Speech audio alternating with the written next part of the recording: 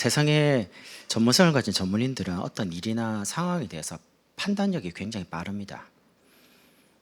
그러다 보니까 이제 일 처리도 빠르고요. 성과도 내기도 하고. 그런데 하나님의 사람은 하나님이 주시는 지혜를 얻어야 됩니다.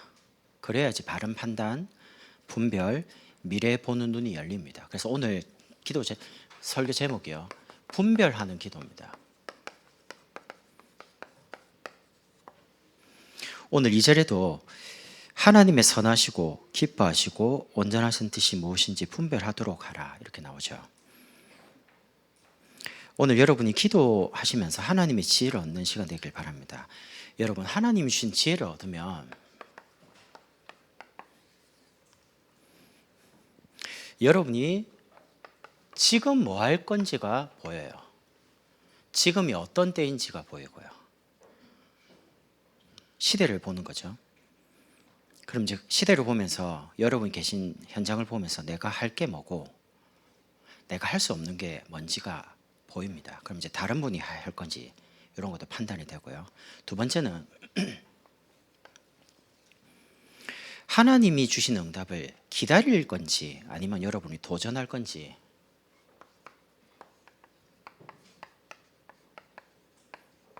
대한 구분이 나옵니다. 하나님의 뜻이 아닌데 도전하면요, 잃습니다. 반대로 하나님이 이제 주시려고 하는데 가만히 있으면 그것도 안 되죠. 그러니까 참 쉽지가 않아요, 제가 보니까. 여러분, 신앙생활은 취미생활처럼 해도 되고 안 해도 되고 그런 거 아닙니다. 하면 할수록 느끼는 게, 시간이 되면 교회 오고 시간 없으면 교회 안 오고 그런 종교생활이 아닙니다. 종교생활을 해버리면 변화가 없고요. 일단 나도 모르게 힘이 빠지는 낙심이 계속 생깁니다. 그래서 여러분, 신앙생활 말고요, 생활 속에 신앙이 묻어나고 드러나야 됩니다. 내 삶의 신앙 중심이 모든 삶의 중심이 신앙 중심으로 움직여져야 됩니다. 제가 지금 여러분하고 말장난 하려고 하는 게 신앙생활 말고요, 생활 속에 신앙 중심으로 움직여 가야 된다니까요. 굉장히 중요한 겁니다. 종교생활처럼 신앙생활하면 안 되고, 오늘 말씀처럼 이 시대에 하나님이 가장 선하시고 기뻐하시고 온전하신 것이 무엇인지를 분별하는 신앙 중심으로, 생활 속의 신앙으로 움직여 가야 된다니까요. 그러려면 제일 먼저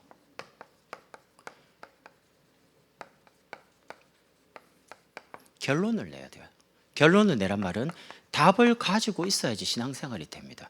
세상의 모든 책, 모든 내용은요, 서론, 본론, 결론으로 갑니다. 근데 신앙은요, 서론, 본론, 결론으로 가는 게 아니고 결론 내고 확인하는 겁니다. 결론을 안 내버리면 오직 예수, 그럼 이제 답을 못 가지면 계속 헤매는 겁니다. 우리 인간만 하나님의 형상 가진 존재로 창조됐습니다. 그런데 창세기 3장에 보면 하나님을 떠나서 영적으로 캄캄해진 겁니다. 하나님 떠나서 모르게 된 거죠. 영적인 장애를 갖게 된 겁니다. 하나님의 형상, 하나님의 생기, 에덴의 축복을 가지고 있는 인간이 하나님을 떠나서 나, 물질, 성공 중심으로 살다 보니까 고통이 자꾸 오잖아요. 그럼 이제 우리가 교회에서 많이 듣습니다. 그 고통의 시작이 뭐냐? 그게 영적인 문제입니다. 하나님 모르고 있다는 자체가 영적 문제예요. 왜냐하면 인간은 하나님 만나야 되는 존재인데 못 만나고 있으니까요. 당연히 정신과 육신, 영적인 상태가 정상일 수가 없죠. 하나님 모르는데 나, 돈, 성공 이렇게 따라가니까요. 그러다 보니까 눈에 안 보이는 영적 비밀이, 사실이 뭐냐? 죄와 지옥과 사단에게 완전히 붙잡혀 있는 겁니다. 이걸 보고 영적인 사실이라고 합니다. 여러분은 이거를 알고 있는 거예요. 그런데도 예수 믿고 구원받았는데도 여전히 영적인 아마추어 신앙 자체가 어린아이 신앙을 가지고 계속 살아가는 분들이 너무 많습니다. 성경에 얘가 나오죠. 이번 말씀처럼 엘리, 하나님의 음성을 전달하는 제사장입니다. 근데 말씀이 희귀해서 하나님의 음성을 듣지를 못합니다. 못 들으니까 전달을 못 하는 거죠. 그 아들들 제사를 멸시합니다. 예배 그거 왜 드려야 돼? 성전 들어가서 자기 하고 싶은 대로 다 하고요. 막 엉망진창입니다. 그러다 보니까 시대가 어두워지는 거죠. 하나님이 직접 사무엘 선지자를 통해서 처음으로 세운 왕 사울 왕, 처음 왕 아닙니까? 하나님이 처음으로 세운 이 왕이 버림받습니다. 귀신 들려가지고 사람을 계속 끊임없이 죽이러 다니고요. 마지막 인생이 어떻게 됩니까? 결국에는 자살하게 되는, 물론 전쟁에서 화살을 맞아가지고 죽었지만 내가 어떻게 할례 받지 않는 사람에 의해서 죽겠냐, 나를 죽여라. 부하가 어떻게 죽이겠어요, 자기 왕을. 그러니까 자기 칼에 자기가 이제 스스로 이제 목숨을 끊는 거죠. 다윗의 형들 보십시오.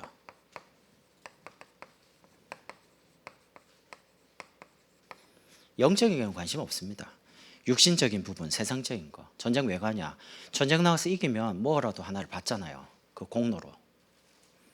그러니까 다윗이 아버지 심부름을 가져와서 하니까 네가 전쟁 구경하러 왔냐, 이렇게 기분 나쁜 겁니다. 꼬마 주제 왜 왔냐 이 말이거든요.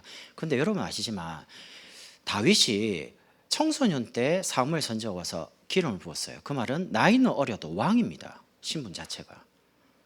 근데 형들이 왕으로 인정을 안 해요. 어리니까. 근데 신분 자체가 왕이라니까요. 영적인 거를 전혀 이해를 못 해요. 어린아이 신앙이에요. 그냥 열심히 바르게. 근데 성경에는 윤리 도덕적인 내용도 있지만 구원받은 하나님의 사람만 이해할 수 있는 내용들이 많습니다. 영적인 거거든요. 그 중에도 특히 전도하는 사람만 이해할 수 있는 내용들이 더 많아요. 그래서 저와 여러분은 영적인 프로로 하나님이 부르신 겁니다. 서밋으로요.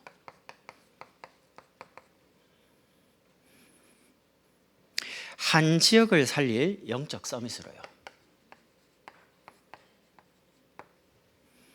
그리고 모세, 여호수아, 갈렙, 라합 같이요. 그리고 한 나라를 살리는 기능 서밋으로요.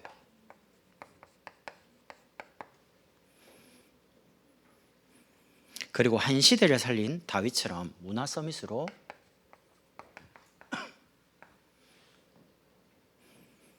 하나님의 마음을 시원케 하는, 또 하나님을 미소짓게 하는 그런 영적인 프로로 하나님 부르신 겁니다. 여러분이 결론을 냈는지 안 내는지 어떻게 알 수 있냐? 그거는 다른 사람 모르고요. 본인은 압니다. 여러분이 자꾸 사람 때문에 흔들린다, 어떤 문제 때문에 사람이 문제가 오면 힘드니까 조금 낙심할 수는 있거든요. 제가 그런 걸 아예 없다 그렇게 말하는 게 아닙니다. 그런데 사람의 어떤 말이나 환경이나 내가 거기 너무 요동을 많이 휩쓸리고 요동을 친다 라고 할 때는 한번 생각을 해보셔야 돼요. 내가 정말 하나님 믿고 있는가? 내가 오직 예수가 맞냐? 우리가 말로만 예수는 그리스도 모든 문제 해결자 그렇게 말해야 될 게 아닙니다. 여러분의 인생에 중요한 문제가 해결이 안 돼도 예수는 그리스도가 맞습니다. 나를 구원하신 구원자가 맞고 내 인생의 주인이 맞습니다. 거기에 대한 결론을 가지고 신앙생활을 해야 된다니까요. 그러면 두 번째는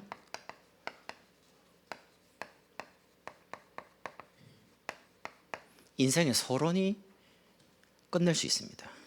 서론을 끝내려면 힘이 있어야죠. 끝을 내려면 저하고 아이하고는 안 싸웁니다. 왜? 싸우면 내가 무조건 이깁니다. 그럼 굳이 싸울 필요가 없죠. 힘이 있으니까 그냥 참는 거예요. 이해하는 거죠. 싸운다는 말은 내가 힘이 없을 때 비슷한 수준일 때 싸우는 겁니다. 그러면 서론을 끝내라고 하는데 서론이 뭐냐? 세 가지 응답이 서론입니다. 세 가지 응답이 뭡니까? 문제입니다. 아니, 문제가 왜 응답입니까? 여러분, 문제를 축복으로 바꿀 수 있는 힘이 있어야 됩니다. 두 번째는요, 위기입니다. 위기라는 단어는 위험과 기회라는 두 단어가 합쳐진 말입니다. 위험일 수도 있지만 하나님의 자녀에는 기회가 될 수 있습니다. 그러려면 위기를 벗어나 기회로 만들 수 있는 영적인 힘만 가지고 있으면 기회로 뒤집습니다. 세 번째는 갈등입니다. 여러분, 갈등이 있다는 말은 살아있기 때문에 그렇습니다. 이걸 먹을까 저걸 먹을까, 가야 될까 하지 말까. 갈등이 나쁜 게 아닙니다. 근데 이 갈등이 너무 반복이 되고 오래 가면요, 사람이 지쳐요. 그래서 갈등을 끝을 낼 수 있는 내적인 힘을 가지고 있어야 됩니다. 여러분이 절대 사람 말도 사람 의지하지 마세요. 큰일 납니다. 왜냐? 우리에게 믿음의 대상은 사람이 아닙니다. 우리의 믿음의 대상은 한 분밖에 없습니다. 그리스도입니다. 사람은 복음을 전할 대상이고 함께 전도하기 위해 동력자로 쓰임받는 대상이지 믿음의 대상이 아니라니까요. 그런데 자꾸 사람을 의지하잖아요. 사람이 말을 하는 그거를 의지하고 따라가다 보니까 사람한테 어려움을 당하는 겁니다. 사람은 살리고 사랑하고 도와주고 이런 대상이라니까요. 그러면 왜 이 문제, 위기, 갈등이 응답이냐? 지금까지 성경의 모든 내용을 보면요, 이 세 가지를 통해서 모든 응답이 다 왔어요. 근데 그 응답도 서론이라는 겁니다.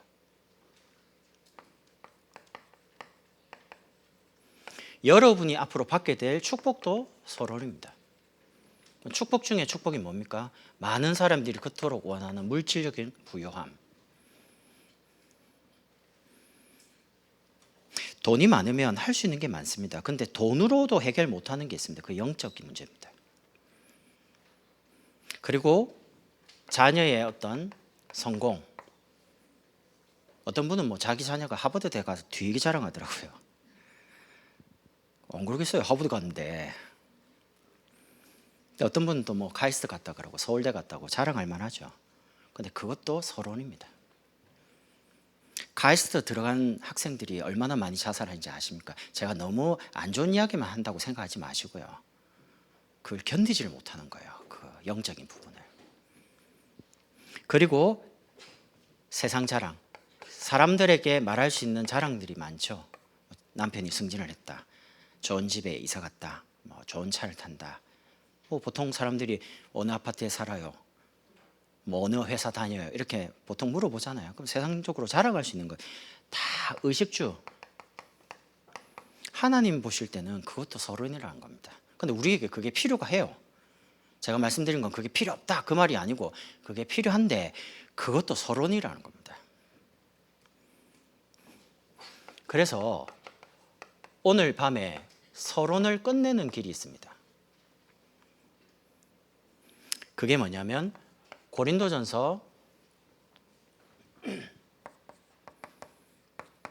10장 31절에 그런즉 너희가 먹든지 마시든지 무엇을 하든지 다 하나님의 영광을 위하여 하라. 지금부터 문제, 위기, 갈등이 오든지 아니면 여러분에게 남과 다른 물질적인 부유함을 혹시 허락해 주시는지 아니면 나는 참 힘든데 자녀가 잘 될 수도 있잖아요.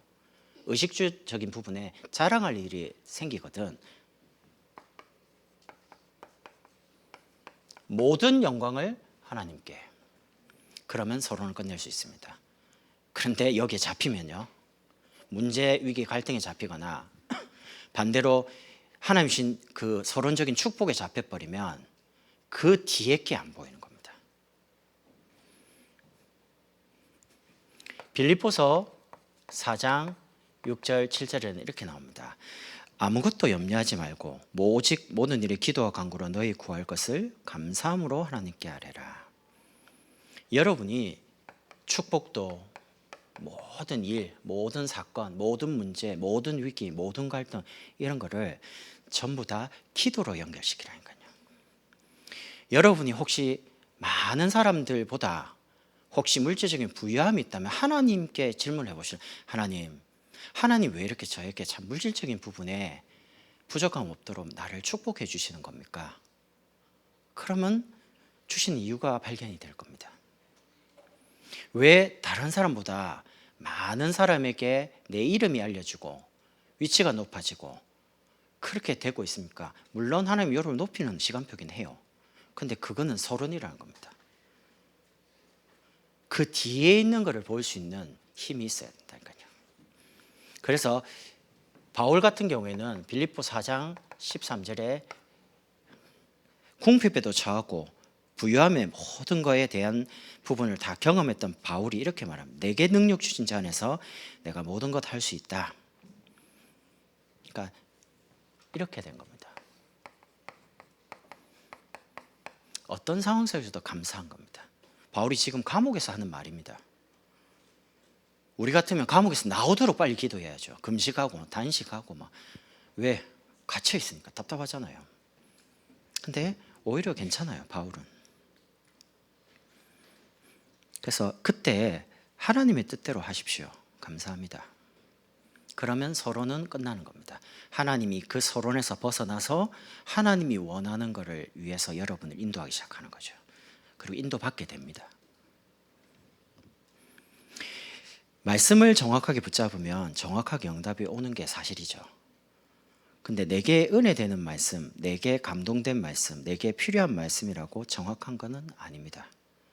그 말씀이 주관적으로 개개인에게 주시는 거 맞는데 정확한 건 뭐냐? 이 시대와 현장에 꼭 필요로 하기 때문에 하나님이 주시는 말씀이 있습니다. 그래서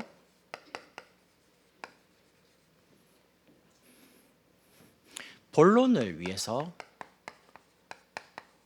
살아야 됩니다. 그럼 본론을 살아야 되니까 내가 어떤 길을 가야 될지를 알아야 되겠죠.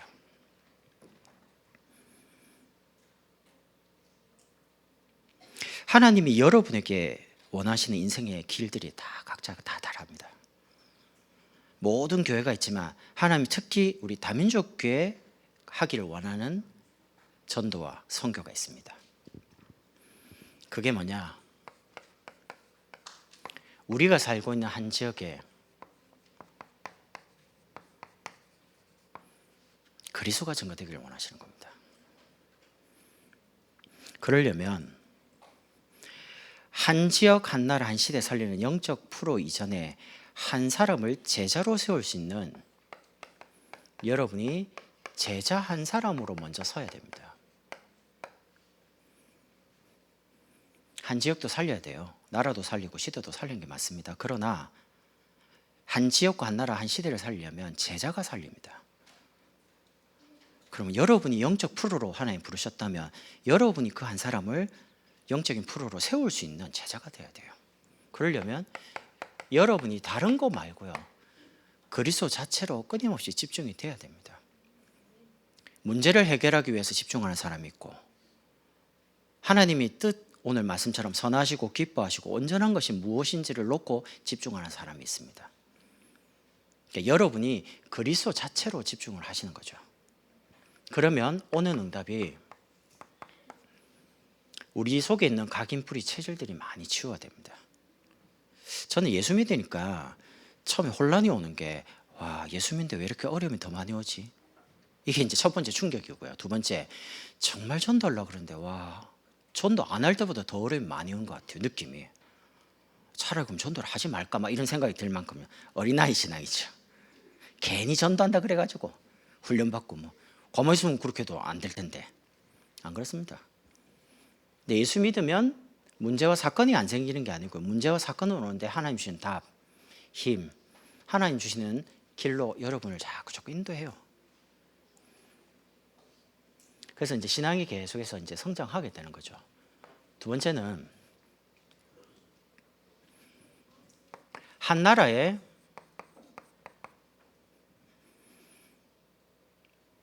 하나님 나라에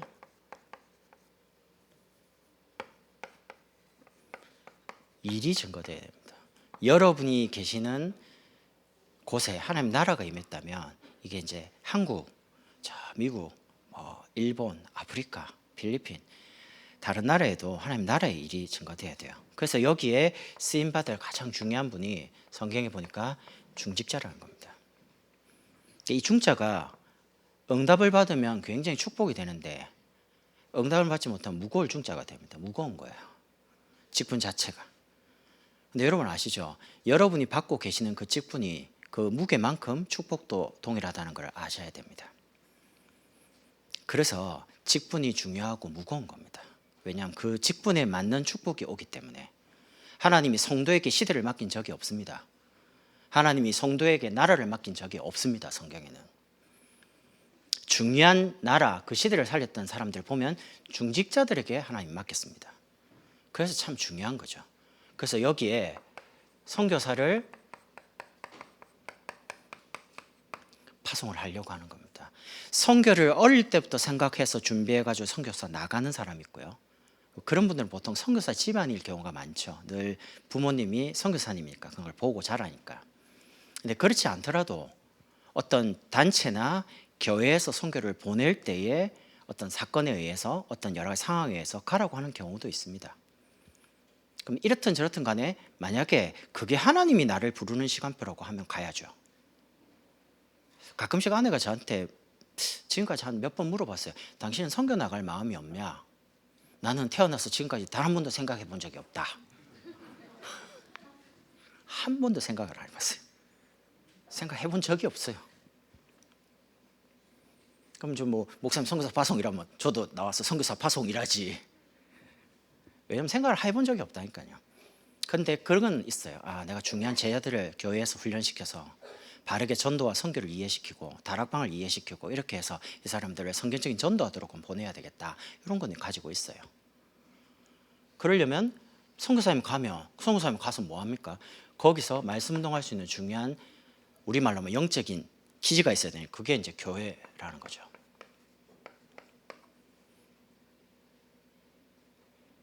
그 선교사님 중에도 가셔가지고 목회를 하는 선교사님 있고요. 자기 교회를 가지고 목회를 하시는 분이 있어요. 근데 그렇지 않고 진짜 현지인들만 다 도와가지고 그 교회를 도와주고 그 교회가 자립되고 그 교회가 일꾼을 키워서 스스로가 자기 나라를 자기 민족을 전도하도록 도와주는 선교사님들도 많습니다. 참 귀한 분들이죠. 이런 분들이. 세 번째는 한 시대를 복음화할 만큼 여러분과 제가 오늘 밤에 뭘 받아야 되냐? 성령 충만 받는 겁니다. 이 성령 충만을 받아서 렘넌트들을 지도자로, 중직자로, 전도자로 키우는 게 우리가 걸어가야 될 인생의 길입니다. 이거는 가면 되고 안 가면 돼 그런 거 아닙니다. 가야 되는 길입니다.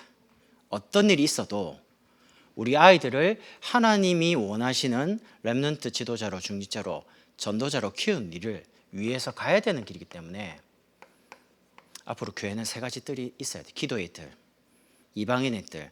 우리 교회 이름이 다민족 교회이기 때문에 앞으로 언어권별로 하나님이 참 좋은 분들을 많이 보내시게 될 겁니다. 그러면 그분들을 교회에서 잘 수용할 수 있도록 우리는 그릇만 자꾸 넓히면 돼요. 목사님도 한 말씀이 꼭 뭐 러시아 사람이 와서 우리가 원하는 이런 틀 말고 그분들이 원하는 대로 할 수 있도록 계속 만들어주면 되니까. 지금 선거 얼마 안 남았죠. 뭐 어느 당이 되든 금토일 시대는 옵니다. 주 4일째. 그럼 목요일 오후부터든 금요일부터든 이제 놉니다. 왜냐면 공약을 하시니까 다들 당에서요. 그러면 그 빈 시간에 어떻게 할 거냐는 거죠. 그 아이들이. 이때 이제 비면 아이들은 극도로 이제 중독으로 갑니다. 지금도 게임, 스마트폰, 마약 이런 부분에 중독이 얼마나 심한데요. 게임 중독도 심합니다. 아이들이. 왜냐하면 핸드폰으로 도박에 들어간다니까요. 그리고 저도 이제 컴퓨터를 좀 전공해봤지만 학교 다닐 때요. 게임을 만들 때 중독성 있는 아이템을 넣지 않으면 그 게임은 망하는 게임이 됩니다. 그러니까 계속 할 수밖에 없는 중독성을 집어넣는 게 게임 산업의 핵심적인 아이템입니다. 그럼 재미없는 게임을 왜 만들겠어요? 돈 벌려고 만드는 건데. 그러니까 사실 중독으로 간다니까요. 아이들이든 어른들이든. 그럼 이제 한 번 중독에 빠지면 그게 마약이든 게임이든 스마트폰이든 그게 뇌가 한번 망가지면 사실 돌아오기가 쉽지가 않은 거죠. 그게 만약에 어릴 때 망가져 버리면 글도 읽어도 기억이 안 납니다. 이 정도로 심각한 상태가 하는 거죠. 그래서 우리 아이들이 눈을 감고 혼자 있을 때 정말 하나님을 바라보고 묵상할 수 있는 시대를 열어줘야 됩니다. 앞으로는 AI 시대가 모든 부분을 장악할 때에 여러분 이번에 뉴스 보셨습니까? 인간이 AI에게 멈춰 이렇게 했단 말이죠. 멈춰라고 지시를 했어요. 근데 인공지능이 인간이 멈추러 간 거를 피해서 일을 계속하는 거예요. 처음으로 인공지능이 인간이 말한 부분을 거절하고 자기가 계속 일을 하는 거예요. 대단하죠. 앞으로 어떤 일이 벌어지겠습니까? 분명히 그만두라고 했는데 사람이 하는 말을 기계가 들어야 되는 게 맞잖아요. 근데 그거를 거절해 버리면, 예를 들면 미사일 쏘지 마 이랬는데 쏴요. 그럼 전쟁 나죠. 우리나라로 지금 모든 항공산업, 무기체계 이런 것들이 사람이 굳이 탑승을 안 하고 많이 죽으니까 그냥 비행기도 그렇게 비싼 거 안 합니다. 개발을 하고 있지만 다 인공지능으로 전투할 수 있도록. 그리고 사람이 가서 왜 총 쏩니까? 로봇개가 돌아다니면서 총 다 쏘고요. 이런 시대가 옵니다. 그래서 앞으로 영적인 힘이 없으면 살아가기가 어려운 시대가 옵니다. 그래서 이거를 가지고 시작을 하려다 보니까 그게 그루라는 겁니다.